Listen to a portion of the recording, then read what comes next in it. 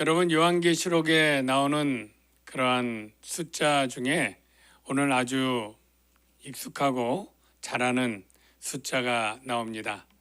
네, 바로 14만 4천이죠. 요한계시록에 또 유명한 숫자가 나오는데 그 숫자가 뭘까요? 네, 666. 그래서 이 666과 14만 4천에 대해서 듣지 않으면 굉장히 오해를 많이 하고 이상하게 생각을 많이 합니다. 666은 나중에 나오지만 요즘 베리칩이다, 무슨 바코드다, 뭐 이렇게 해석하는 이야기도 있고요. 14만 4천은 어디에서 많이 쓰죠? 네, 그래요. 신천지에서 쓰죠. 자, 그러면 한번 질문해 볼까요? 여러분은 14만 4천 안에 있는 자입니까? 아니면 그 밖에 있는 자입니까? 대답하기 좀 곤란하죠. 있다 그러면 괜히 신천지인가 이렇게 생각하고, 또 없다 그러면 성경적으로 그게 맞는가 이게 궁금하죠. 네, 그래서 오늘 설교를 듣고 나는 14만 4천 안에 있다고 말해야 되나 없다고 말해야 되나, 네, 여러분이 좀 답을 알게 될 줄로 믿습니다.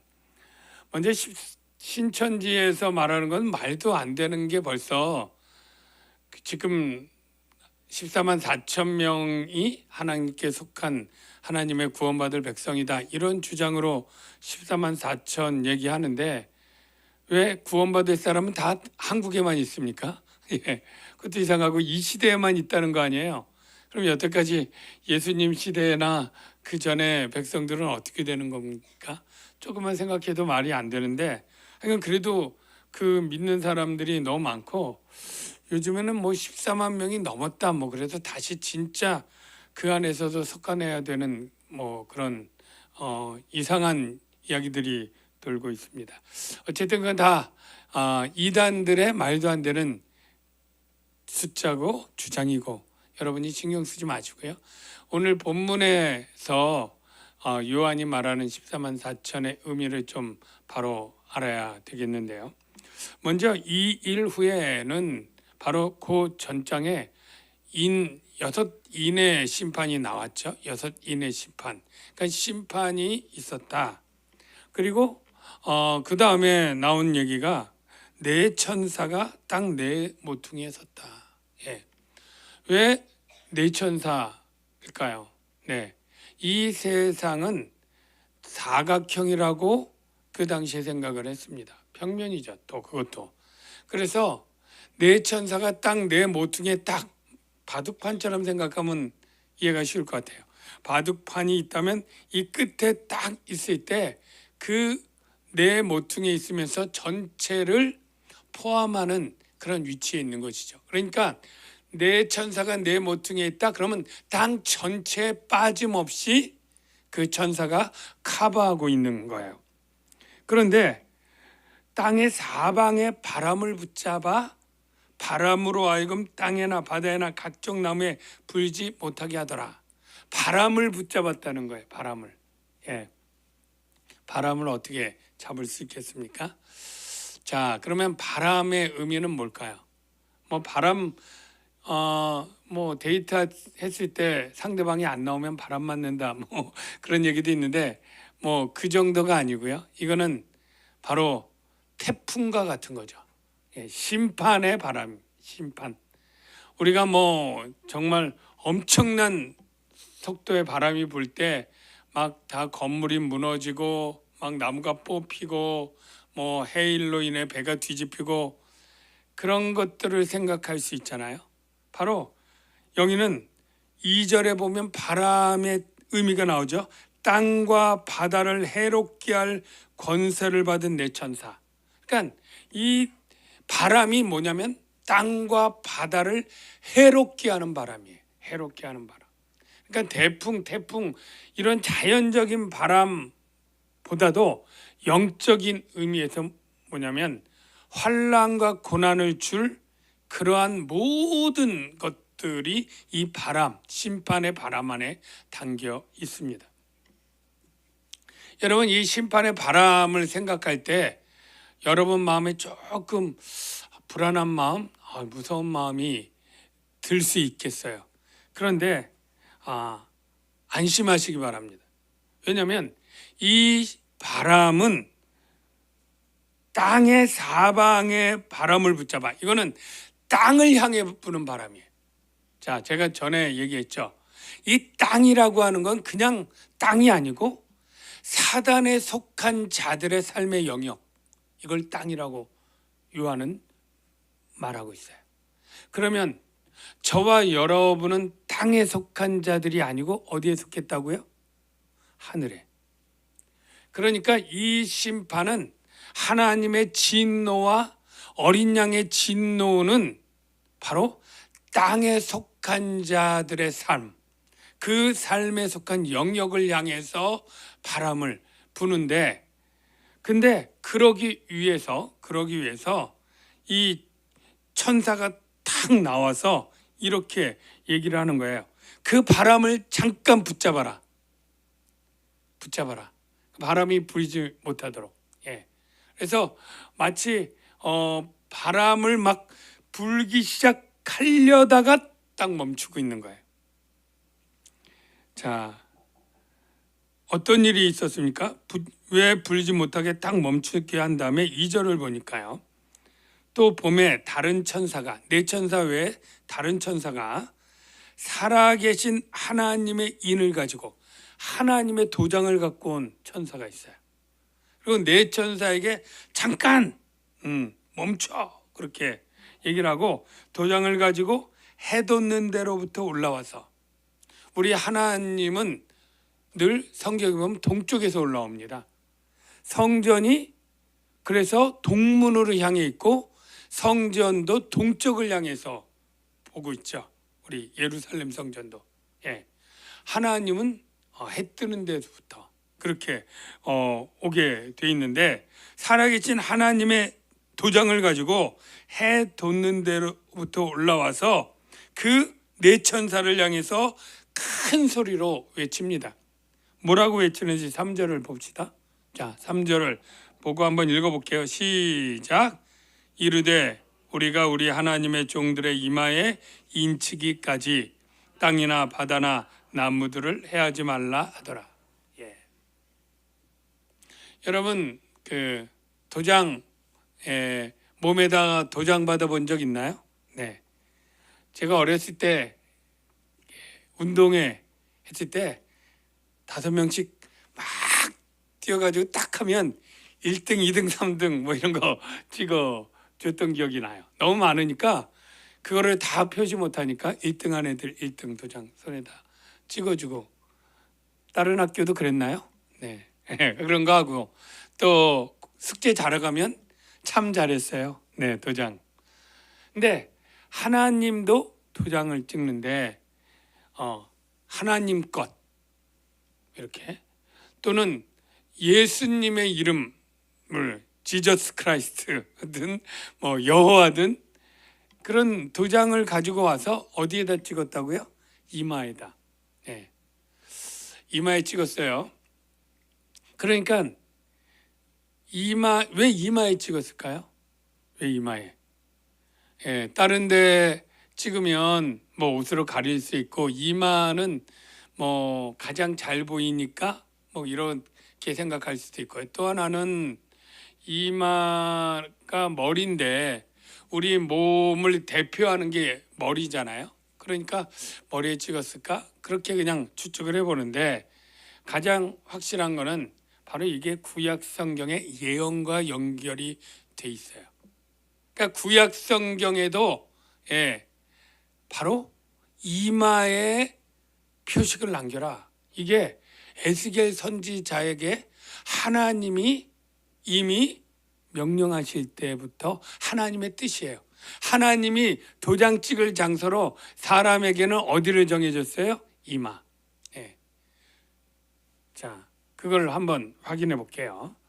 이 에스겔 9장 4절 6절은 그 당시 정말 우상 숭배하고 타락할 때 하나님께서 심판하기 위해서 선지자를 보내는데 그때 똑같이 그때 심판을 면할 사람을 도장을 찍어요.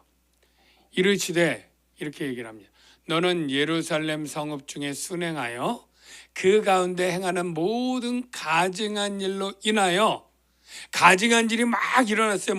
각양 우상 숭배하고 더러운 일을 인할 때 그것 때문에 탄식하며 우는 자, 이게 믿음의 사람들이에요. 그러니까 세상에 더럽고 가증하고 악한 일 때문에 너무 마음이 아파서 탄식하며 우는 자의 이마에 표시를 남겨라.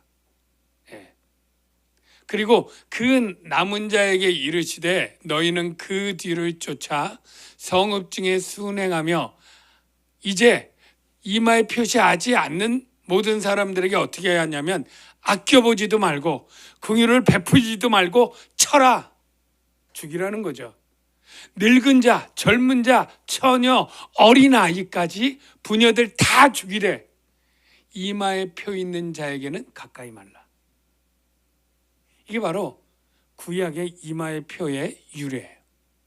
마치 유월절 어린 양의 피가 있는 하나님의 백성들에게는 죽음의 사자가 건너뛰고 애굽의 모든 장자와 그리고 모든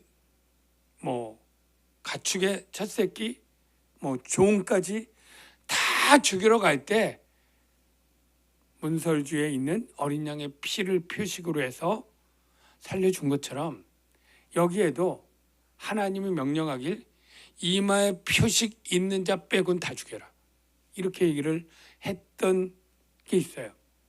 근데 차이는 뭐냐면 유월절 어린 양의 피는 정말 피를 바른 표식이에요. 근데 정말 이 에스겔 선지자에게 천사들이 다 이마에다 표식을 했을까요? 그건 아니죠.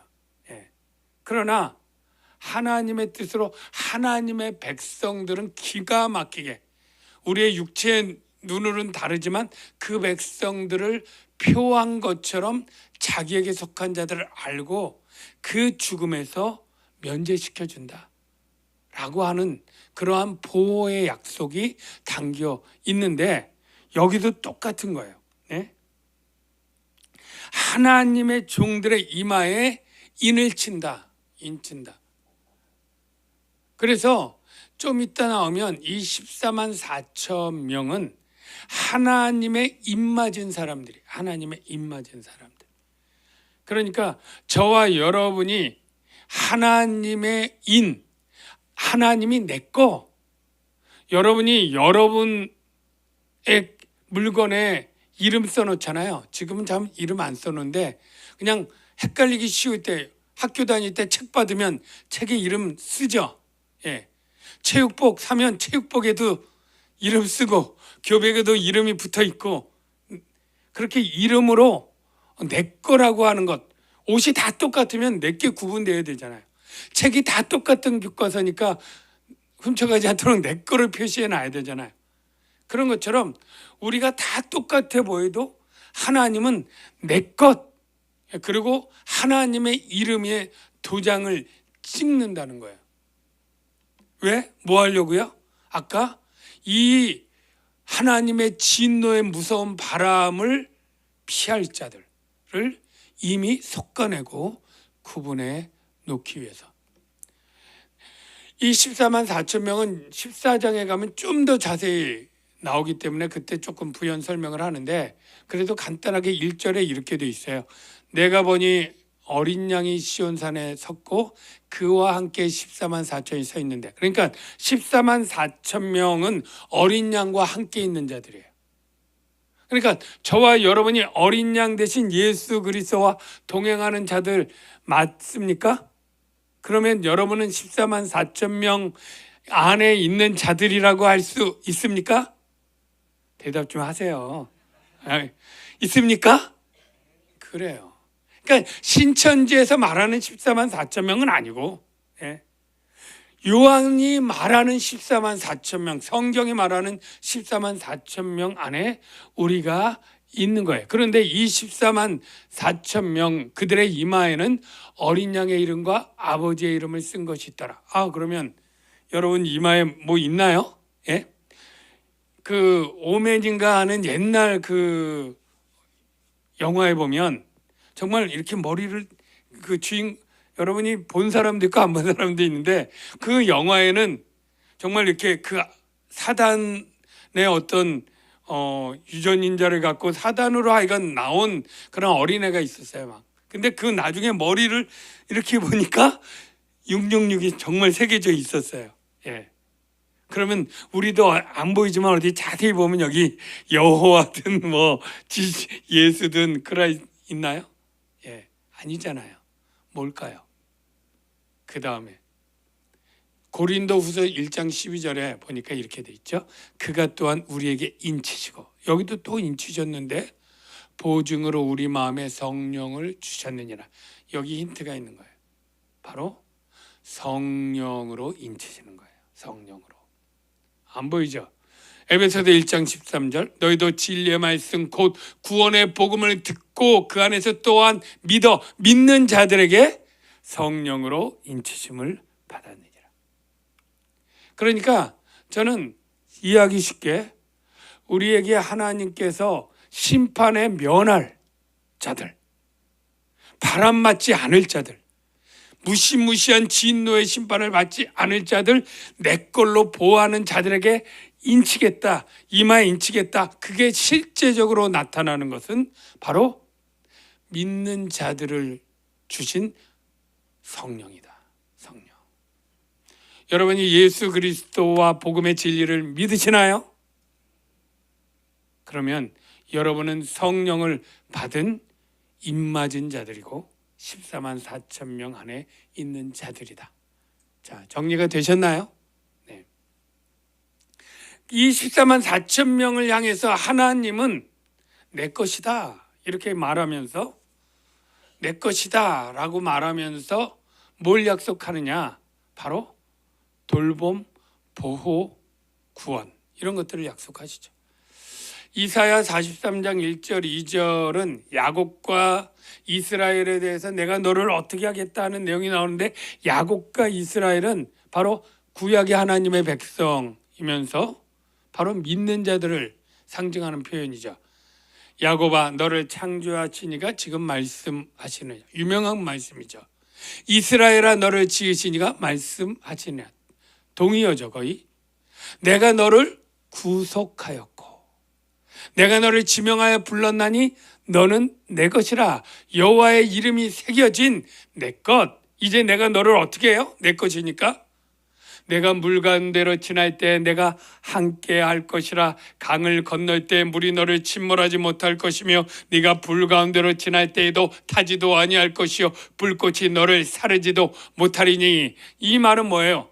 내가 너를 어떠한 환난과 어떠한 어려움이 있다 할지라도 그 어려운 가운데서 너를 건져내겠다는 거예요. 잘 들으셔야 돼요. 아예 어려움이 없게 해주진 않아요. 예. 아예 강물이 뭐 없게 하거나 불꽃이 아예 없게 하진 않아요. 왜냐? 우리가 육체를 입고 살아가는 이 세상은 아직 사탄이 다스리고 이 죄악의 몸이 된 이 육체는 아직도 연약해서 수많은 질병과 고통으로 넘어지면 깨지고 나이 들면 관절 아프고 약한 게 이게 우리 육체 약하고 욕된 우리 몸이 있기 때문에 이 세상의 죄악과 내 자신의 악 때문에 나의 이 고난과 환난은 이 세상 사는 동안 불신자는 물론이고 예수 믿는 자들도 이 타락하고 악한 세상 가운데 연약한 몸을 가지고 살아가는 가운데 환난과 고난과 질병과 이 죽음의 증상들은 계속 있는 거예요. 그럼에도 불구하고 하나님의 진노의 심판으로 정죄되어 영원한 불못의 영벌을 당하는 이런 이 최악의 이 것들은 하나님이 결코 우리를 그곳에 망하지 않도록 우리를 보호하시고 인도하셔서 참된 구원의 길로 인도해 주시는 것을 믿으시기 바랍니다. 그러면서 이제 14만 4천을 뽑았다 이렇게 말하는데 인침받은 자들이 14만 4천이에요. 그런데 그냥 14만 4천이다 이러고 끝나면 되는데 그거를 숫자를 왜 14만 4천인지를 쭉 얘기를 해요. 그게 바로 이스라엘의 12지파를 12지파를 12,000명씩 하니까 14만 4천이 되는 거예요. 그런데 이 14만 4천은 우리가 24장로 얘기할 때 어떻게 제가 상징적인 숫자를 얘기했냐면 그건 제가 얘기한 게 아니라 요한이 그렇게 쓰고 있는데 24장로에 왜 24냐 하면 구약의 이스라엘 백성의 대표가 12지파예요. 12지파의 12아들이 여기 나온 이름들 12. 신약의 교회들의 기초와 대표는 12사도예요. 그러니까 12명의 아들로부터 구약의 하나님의 백성이 되고 12명의 사도로부터 신약의 교회가 생겼어요. 그래서 이 대표들 중에 대표만 뽑으니까 24명이 되는 거예요. 그런데 오늘 본문은 바로 이 12 곱하기 12 하니까 144가 되고 거기에 1000을 곱한 숫자와 같아요. 그래서 이 1000을 왜 갑자기 곱하냐? 이건 더했는데 여기는 왜 곱한 다음에 이걸 1000을 왜 하느냐? 여기에 신약자들의 해석이 들어가야 되는데 1000이라고 할 때에 이 1000은 이스라엘 백성들이 군대를 뽑을 때 1000명씩 뽑았다는 거예요. 그래서 여러분 천부장 이런 표현이 있죠. 이 천부장은 1000명의 부대원을 통솔하는 지휘관이죠. 이 부대를 뽑을 때 민수기에 보면 싸움에 나갈 사람들을 이렇게 뽑습니다. 민수기 1장 2, 3절에 보면 너희는 이스라엘 자손의 모든 회중의 각 남자의 수를 그들의 종족과 조상의 가문에 따라 그 명수대로 계수할지니 이스라엘 중 20세 이상으로 싸움에 나갈 모든 자를 너와 아론은 계수할지니 계수하는데 이렇게 말해. 모세가 백성에게 말하여 이르되 너와 함께 있는 사람들 가운데서 전쟁에 나갈 사람들을 무장시키고 미디안을 치러 보내는 여호와의 원수를 갚되 이스라엘 모든 지파에서 각 지파에서 1000명씩을 보낼지니라 하며 12,000명을 택하여 무장을 시킨지라. 여기 이때 보면 이 1000명이 천부장이 한 부대로 해가지고 12,000명이면 12부대, 12 이걸 뭐 대대라고 하나요? 뭐 연대라고 하나요? 하여간 뭐 오늘날 그런 표현처럼 1000명씩 된 12개의 부대로 이 하나님의 대적인 원수를 갚으러 군대를 보낼 때 쓰는 표현이라는 거죠.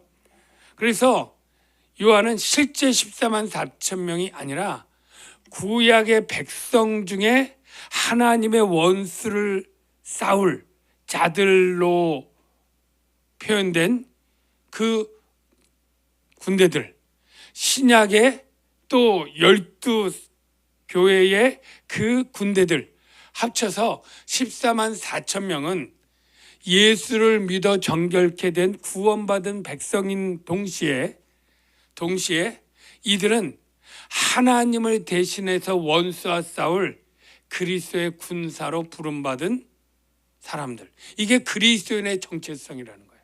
예.